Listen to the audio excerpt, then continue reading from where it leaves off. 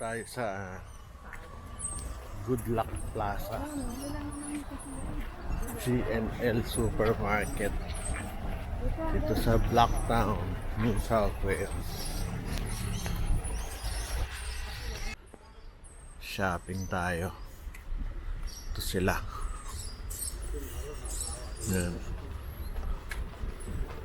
Daming sasakyan, daming namimili kasi ano ngayon eh, before the New Year's Eve, itong panahon ngayon na nagbablog ako. Bukas, January 1 na. Ano to eh, mga Asian market. Ito itsura. Parang ano siya, palengke, pero indoor at saka hindi siya wet, dry market siya. Ayos ah. Tapos sa kalantad mo marami, kahit dalawa na. Dami.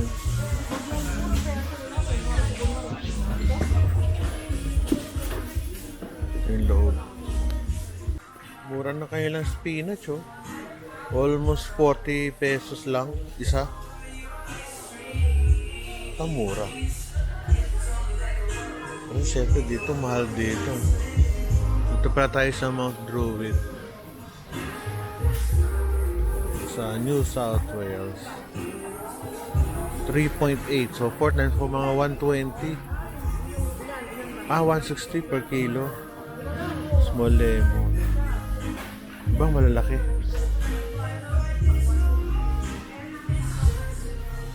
Ito, 26. So, lagyan mo na lang sa 3. 30 times 40. 1,200. Isang box. Ayos ah.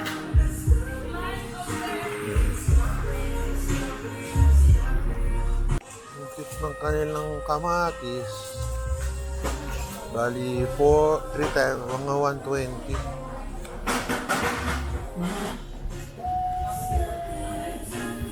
Sa totoo lang, yung 120, ano yan, sa mataas ang sweldo dito, kaya parang simple, ano lang yan, mano. Ang sarap ng ano nila, oh. Uy, fresh na fresh, oh, mga isda. Grabe. Hipon. Ayos ah. Itlog. Carrots. Karne. Seafood. Tsaka mga fresh vegetables nandun sa freezer.